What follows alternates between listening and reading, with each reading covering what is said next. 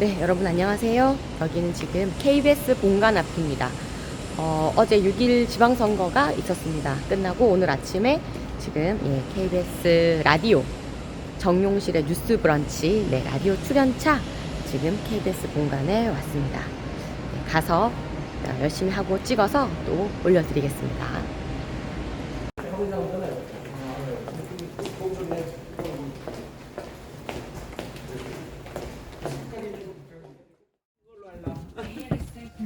네, 이제 방송 시간이 다 돼서 스튜디오로 들어가고 있습니다. 우리 정용실 아나운서님하고 다 인사를 했고요. 살짝 보여드릴까요? 네. 안녕하세요. 안녕하세요. 방송 전에 인사를 다 나눴습니다. 대표님, 저 이거 손수 TV인데 살짝 인사하실래요? 네네, 안녕하세요. 안녕하세요. 아직 라이브 하시는 거예요? 라이브는 아닌데 찍어서 올리려고. 네, 반갑습니다. 우리 정치한 엄마들 여러분 많이 들어보셨죠? 저도 정치한 엄마인데 정치한 엄마들 대표님이십니다. 네, 전 대표였습니다. 지금 대표님 바뀌셨죠? 네네, 저는 지금은 운영이요. 네, 오늘 함께하실 우리 조정실 대표님. KBS 58분 날씨. 저희 자리는 여기일까요? 아니다, 이쪽으로 가야 되겠다. 네. 네, 산불재난 국가위기경보 신급 단계가 발령됐습니다. 진화율은 어젯밤 20% 카메라가 많아요.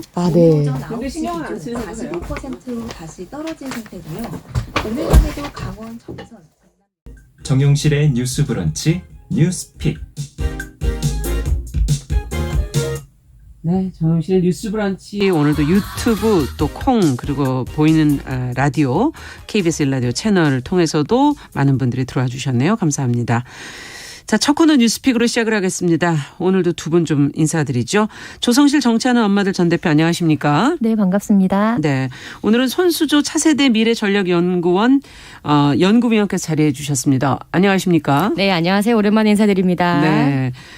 자, 오늘 너무 중요한 날 오셨어요. 지금 어제가 선거였죠. 그렇죠. 네. 선거가 거의 뭐 새벽에 돼서야 이제 완전히 결정이 났다고 볼 수가 있는데 성적표가 나왔습니다. 뭐 투표율은 그리 높지 않았고 뭐 또 거물급 인사들의 당락, 뭐 거대 정당의 희비 여러 가지 지금 보도 내용들이 쏟아지고 있는데 두 분께서는 어떻게 지켜보셨는지 말씀을 좀 먼저 들어보죠. 조성실 대표님께 먼저 좀 여쭤볼까요? 네, 우선 역시 대한민국 민심은 정말 각계의 전투로 사실 투표에 임하는데도 불구하고 굉장히 집단적인 트렌드를 명확하게 보여준다는 점에서 맞아요. 네, 굉장히 좀 한 번 더 경이로웠고요. 네. 저는 이번에 가장 주목했던 거는 교차 투표의 경향성이 크게 드러났다는 점입니다. 그게 무슨 이제 의미입니까? 예를 들면 보통은 이제 이번에 7개 정도 저희가 투표를 했잖아요. 예. 그러면은 이제 구청장이나 시장 이렇게 같이 같은 정당의 사람들을 찍는 경향성이 굉장히 짙기 그렇죠. 마련입니다. 예. 근데 이번에는 사실 이 결과를 놓고 보면 이제 광역지자체장들을 봤을 때는 거의 국민의힘 압승에 가깝지만 이제 서울만 놓고 보더라도 사실 싹쓸이를 할 것으로 예상됐던 그렇죠. 국민의힘의 어떤 구청장 후보들이 생각보다는 선전을 하지 못했어요. 물론 그러니까 기초단체장 네, 그렇죠. 근데 달랐다. 물론 이제 현역 지난 지방선거 때 워낙 민주당이 싹쓸이를 했기 때문에 현역과 싸우는 게 쉽지는 않습니다. 이제 그럼에도 불구하고 이번에 컨벤션 효과라든지 등등의 이제 심판론이나 이런 것들을 생각했을 때는 그렇죠. 이제 광역지자체장뿐만 아니라 이제 여러 나머지 것들도 연달아 도미노 효과가 있지 않겠느냐라고 생각을 했는데 그 부분에 있어서 이렇게 교차 투표를 했다는 거는 이건 무슨 의미일까요? 네, 그러면? 국민들이 굉장히 어떤 한 정당을 신뢰하는 상태가 아니라 누구든지 어느 정당이든지 제 역할을 하지 못할 때 표로 심판할 수 있고 계속해서 지켜보고 있다는 것을 명확하게 보여주는 사인이라고 생각을 하고요. 그리고 이제 의원들 중심으로 해서 좀 많은 주목을 받았지만 이번에 교육감 선거 결과 같은 경우에도 그러니까 사실상 이게 뭐 정당 등록은 하지 않습니다. 교육감 후보들은요. 그렇죠. 그런데 이제 성향은 분류가 되죠. 진보 교육감이라든지 네. 보수 내용이나. 네, 그렇습니다. 네. 근데 그런 부분에서 거의 비등비등하게 반대 반 정도의 지금 당선율을 보이고 있거든요.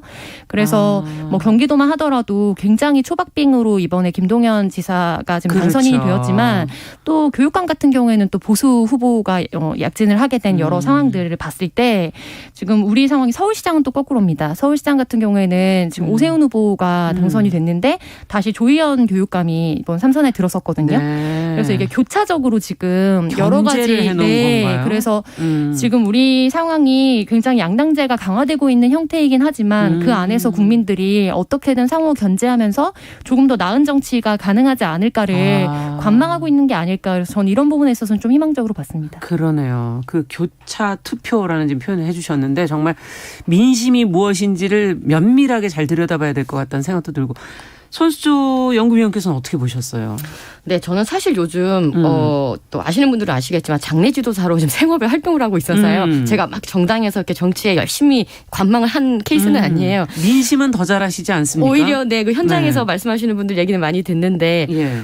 뭐 대통령 선거 후에 치러지는 지방선거면 당연히 유리하겠죠. 국민의힘 그렇죠. 예. 대통령이 이제 국민의힘을 뽑혔으니까 이제 뭐 밀어주자라는 분위기 있어서 국민의힘에게는 유리한 선거 전이었고요. 네. 뭐 결과도 마찬가지로 국민의힘에 되게 이제 원사이드적으로 잘 나왔는데 사실 지난 지방선거 결과를 보면 정말 완전히 그 민주당의 압승이었잖아요. 그랬죠. 서울 같은 경우는 거의 구청장이 한 곳밖에 그 국민의힘이 가져가지 못했고 뭐 인천이라든지 경기도 전체를 봤을 때도 거의 두세 곳 말고는 국민의힘 다 줬었어요. 그죠 그때. 맞아요. 예. 그런데 이번에는 완전히 뒤바뀌었다. 왜 뒤바뀌었느냐?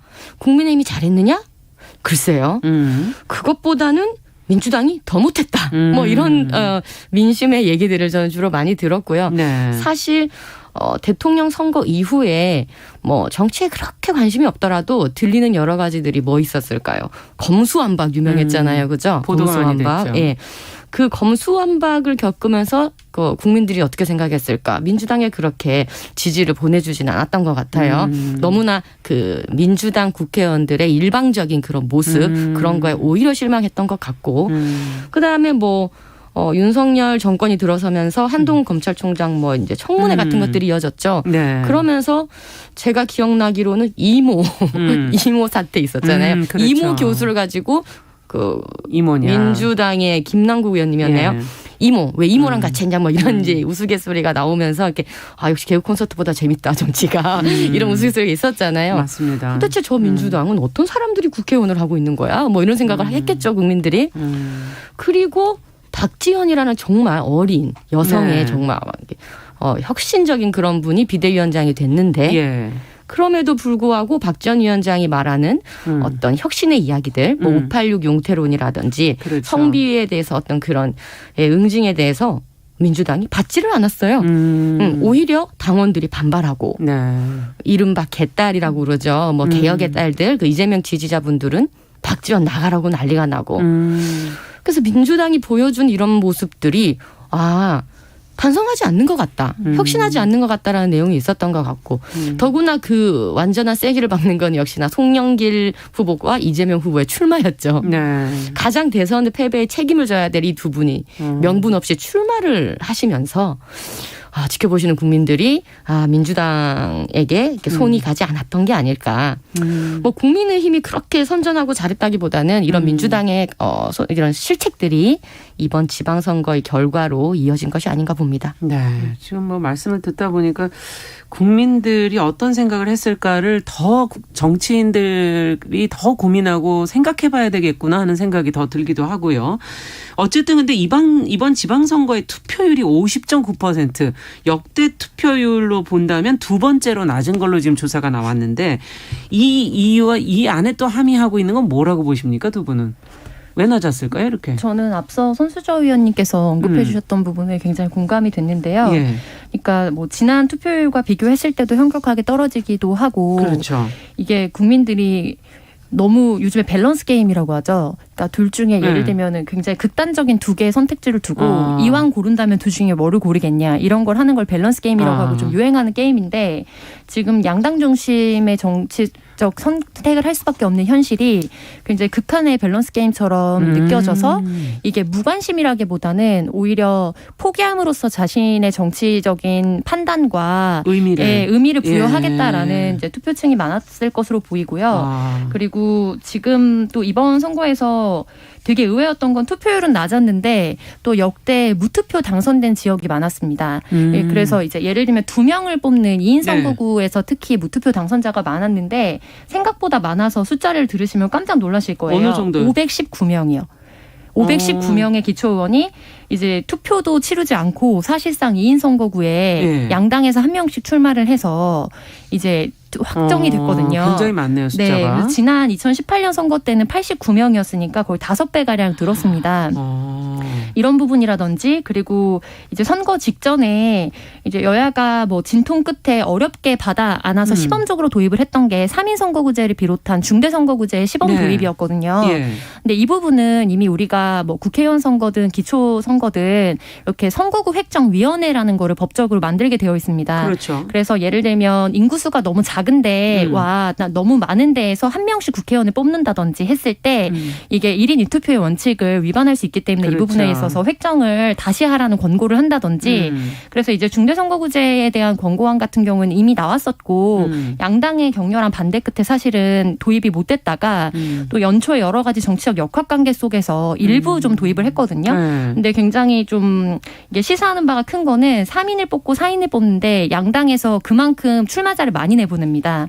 그래서 맞아요. 중대선거구제가 이제 여러 이제 소수 정당에게 좀 희망이 되거나 그다음에 또 우리나라에서 굉장히 이렇게 뭐 정당이 없는 상태에서 무소속으로 출마하면은 그렇죠. 좀 난망하지만 그 부분에서 희망이 될 수 있을 거라고 봤지만 이번 선거 결과를 봤을 때는 사실상 전국에서 양당 이외에 이제 중대선거구 내에서도 당선되신 분이 손에 꼽을 정도라서 이 중대선거구제의 취지 또한 굉장히 무색해진 상황이다. 그러네요. 네. 근데 왜 2인 선거구에는 오히려 이제 출마자가 없었냐라면 어차피 2인이 되는 경우가 많기 때문에 양당이. 네. 그리고 이제 인적인 구성이나 이제 숫자도 적고 그리고 선거 비용이나 이런 부분이 굉장히 많이 드니까 문턱이 높아서 아예 도전을 못 하는 겁니다. 그러니까 이런 게 굉장히 기이한 현상이죠. 그래서 그러네요. 다양성 정치에 대한 요구가 굉장히 높아지는 데 반해서 우리의 선거 제도라든지 그다음에 문화나 이런 정당 내의 것들은 그들만의 리그로 여전히 갇혀 있는 경우가 많다.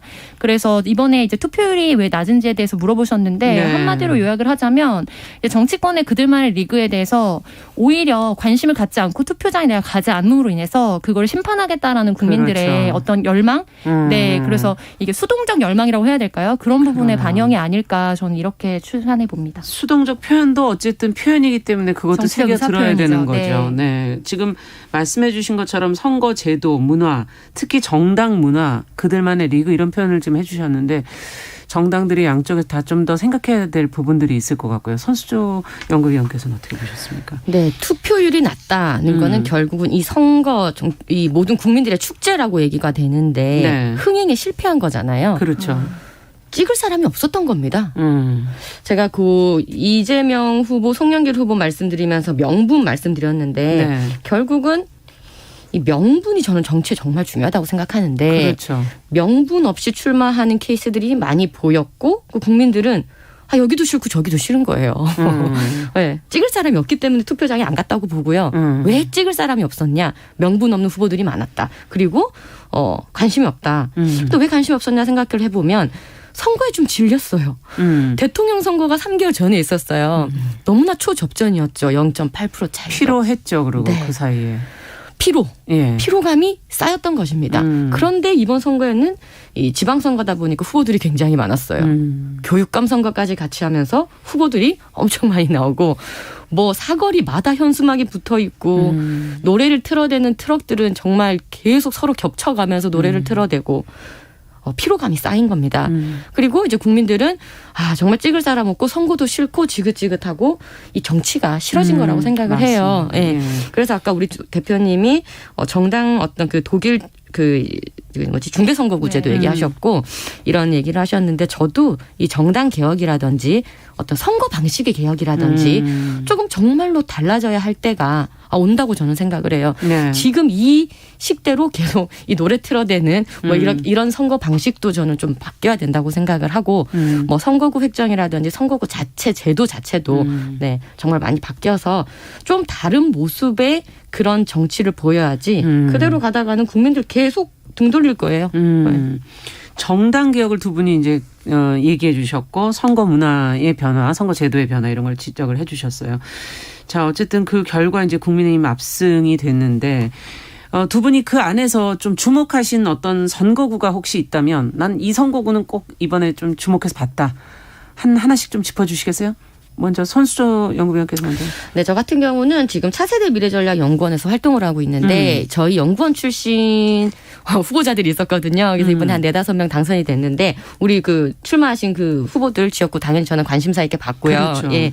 그리고 덩달아서 이제 이번 지방선거가 우리나라 역사 정치사에서 정말 이 풀뿌리부터 새로운 정치인들, 뭐 꼭 나이로 얘기하는 건 아니지만요. 네. 2030들의 어떤 이 출마 러시와 당선들이 이어졌으면 좋겠다라는 열망을 가지고 봤어요. 그래서 제가 지금 쭉 그 추리고 있는데 서울 경기 지역 해가지고 보니까 정말 2030들이 많이 당선이 됐습니다 이번에. 예. 그래서 이 밑에서부터 풀뿌리부터 이제 올라가서 이 정치를 쌓아가는 그런 선순환 구조를 제가 만들고 싶은 그 열망이 있는데 그런 부분을 좀 염두하면서 이번 선거를 지켜봤거든요. 네. 예. 그래서 지금 강원도 도의원에 보니까 26세, 27세의 예. 그 도의원도 당선이 됐고 2030들의 약진들이 굉장히 많았다. 예, 이 점을 저는 굉장히 뜻깊게 봤습니다. 그분들이 이제 앞으로 어떻게 활동을 하시는지도 이제 사실은 참 네. 중요해지는 그런 시기가 됐네요. 그렇다면 조 대표님께서는 또 어떤 선거구를 주목하셨나요? 네, 저는 전 국민이 주목하신 선거구였을 것 같은데요. 네. 경기도지사 선거가 맞아요. 이번 지방선거에 어떻게 보면 백미 중에 백미였다라고 생각을 합니다. 그러니까 선거 결과는 마지막 표를 깔 때까지 아무도 장담할 수 없다. 실상 그 한 뭐 70% 60% 이렇게 네. 개표되는 상황에서는 사실상 김은혜 후보가 확정이라고 이제 이제 알았죠. 보도했던 뭐 방송국들도 있었던 걸로 알고 있는데 네. 네, 실질적으로 이 표차가 엄청 되게 조금 났지만 또 바로 그 부분에 대해서 이제 받아들이고 축하하는 김은혜 의원의 모습도 저는 인상적이었고요. 근데 무엇보다 이 선거구에 주목을 했던 거는 지금 우리가 정치권이 가장 직면하고 있는 가장 큰 위기는 인물난입니다. 그래서 새로운 인물이 없다. 그러니까 생각해 보시면 한국의 현대 정치사를 생각했을 때 새롭게 어떤 크루라고 해야 될까요? 하나의 그룹이 이제 팀을 이뤄서 형성되는 처음에 한두 명이 들어갔지만 그 사람이 사실은, 당내에서 네. 반짝 보였을 때 뭐 김민석 의원을 중심으로 해서 후루루 들어가고 386이 들어가고 그렇죠. 이랬던 어떤 흐름들이 있습니다. 네. 그다음에 언론인 출신들이 또 들어갔던 몇 그렇죠. 시가 있었고요.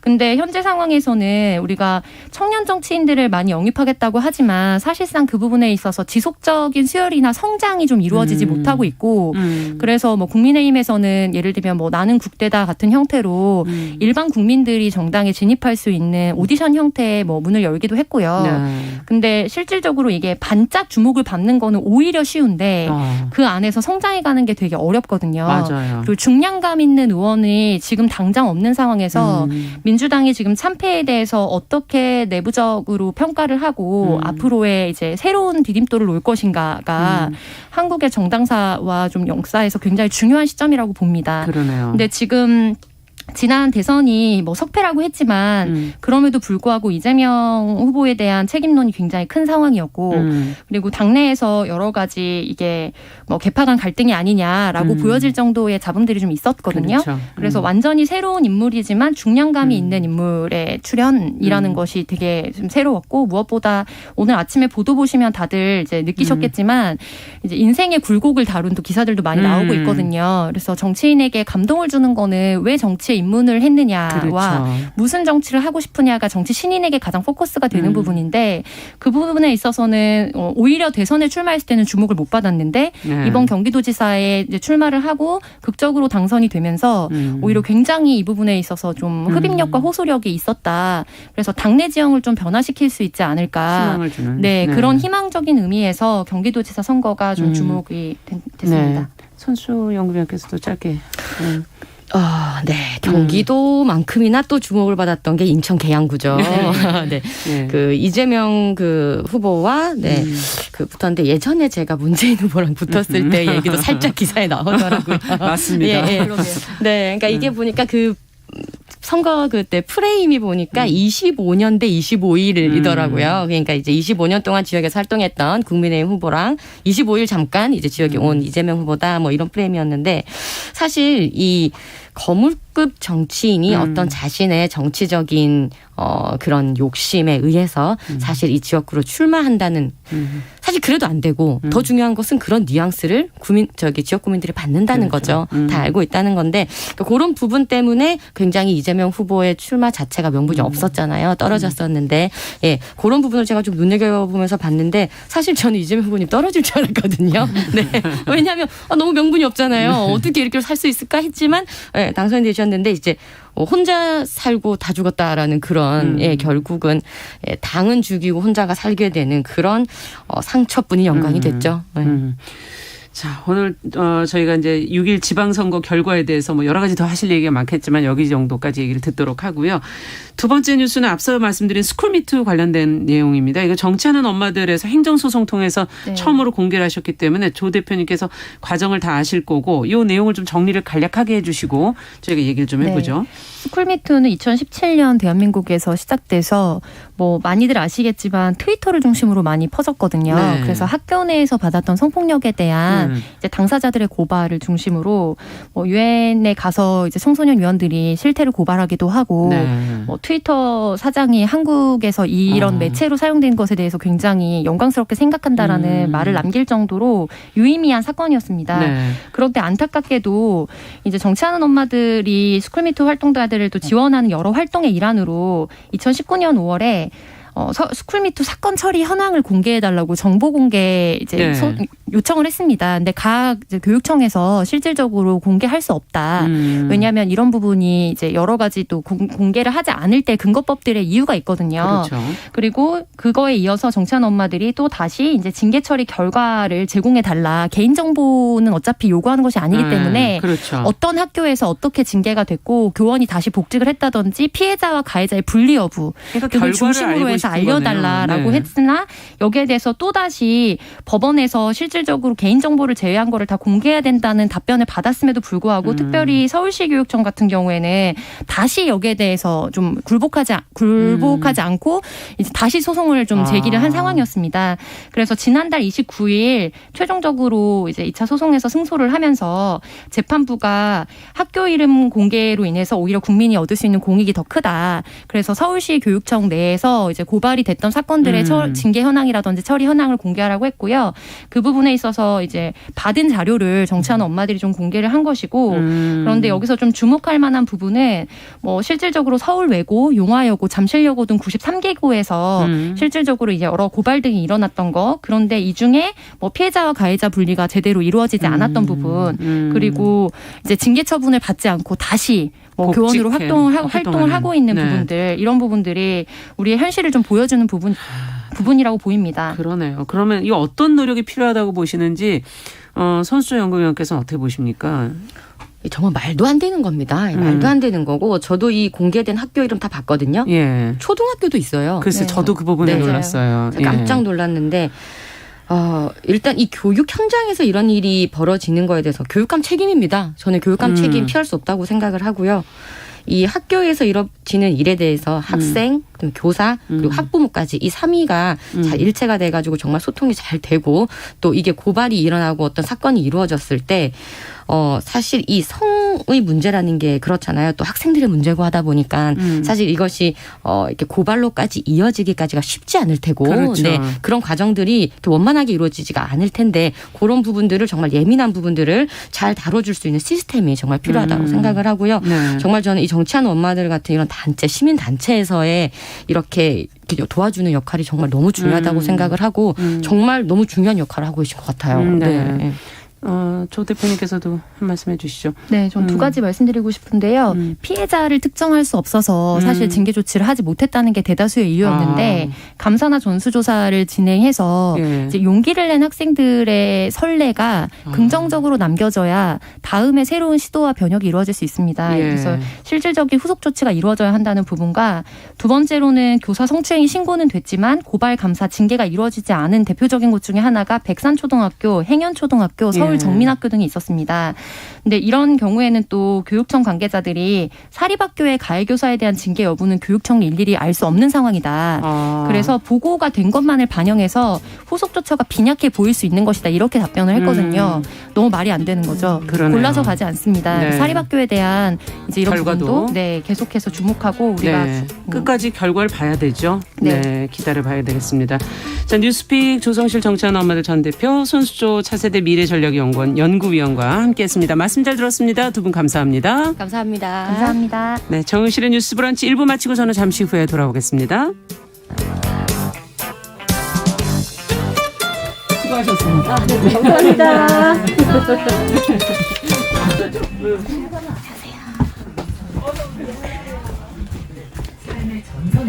최선을 다하고 살아가는 우리의 모습도 고생하셨습니다.